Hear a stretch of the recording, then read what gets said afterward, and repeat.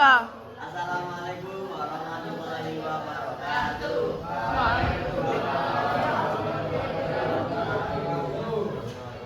Kami dari kelompok 6 ingin menjelaskan tentang instrumen pajak.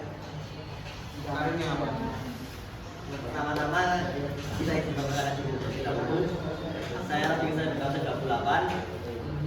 Saya Muhammad Aska absen 21. Saya Floreta absen 10. Saya Safisya absen 30. Saya April absen 4. Saya Karisma absen 15. Yang pertama dari kebijakan pajak adalah untuk mengendalikan dalam APBN pemerintah menggunakan pajak sebagai alat untuk mengatur perekonomian. Pajak seperti BPN dan pajak penghasilan dapat mempengaruhi daya beli masyarakat.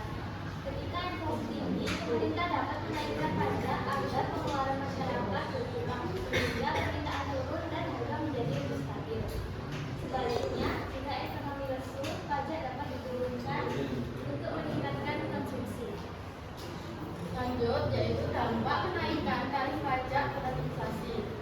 Kenaikan pajak seperti BPN bisa menyebabkan inflasi karena harga barang dan jasa naik saat produsen membebankan pajak ke konsumen.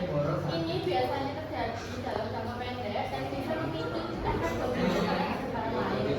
Namun, jika daya beli masyarakat lemah, kenaikan pajak justru bisa menyebabkan deflasi. Hal ini karena konsumsi menurun, barang tidak laku, diturunkan, dan investasi ekonomi melemah. Kenaikan pajak bisa memicu inflasi atau deflasi tergantung kondisi ekonomi. Jangka pendek cenderung inflasi, tapi jangka panjang bisa menekan daya beli dan berisiko memperlambat ekonomi. Yang ketiga, penurunan pajak dapat mendorong konsumsi dan menstabilkan ekonomi saat deflasi. Ketika pajak diturunkan, pendapatan bersih masyarakat akan meningkat sehingga mereka memiliki daya beli yang lebih besar. Hal ini mendorong masyarakat untuk melakukan konsumsi daripada menunda pembelian. Meskipun harga cenderung turun, peningkatan konsumsi akan menaikkan permintaan terhadap barang dan jasa, sehingga mendorong produsen untuk meningkatkan produksi. Dengan meningkatnya aktivitas ekonomi tersebut, kondisi deflasi dapat ditekan dan perekonomian menjadi lebih stabil.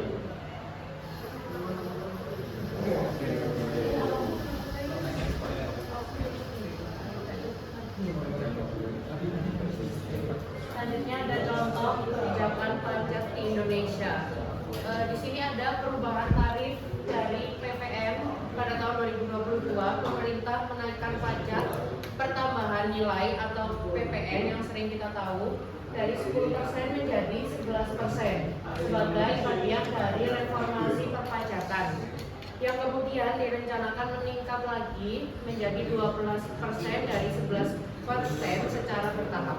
Kebijakan ini berdampak pada kenaikan harga barang dan jasa karena pajak dibebankan kepada konsumen, sehingga menimbulkan inflasi ringan. Selain itu, daya beli masyarakat cenderung sedikit menurun karena pengeluaran menjadi lebih besar. Hal ini tidak menyebabkan deflasi, tidak menimbulkan penurunan harga juga, tapi justru membantu mencegah deflasi karena harga cenderung tetap naik atau stabil. Kesimpulannya, yaitu kebijakan pajak merupakan salah satu instrumen penting dalam kebijakan fiskal yang digunakan pemerintah untuk menjaga kestabilan ekonomi. Saat inflasi tinggi, pajak dapat dinaikkan untuk menekan daya beli dan menurunkan harga. Sebaliknya, saat terjadi deflasi, pajak diturunkan agar konsumsi meningkat dan ekonomi kembali bergerak. Oleh karena itu, pengaturan pajak harus dilakukan secara tepat dan seimbang agar tidak menimbulkan dampak negatif seperti Sekian presentasi dari kelompok kami. Mohon maaf bila ada salah kata. Wassalamualaikum warahmatullahi wabarakatuh.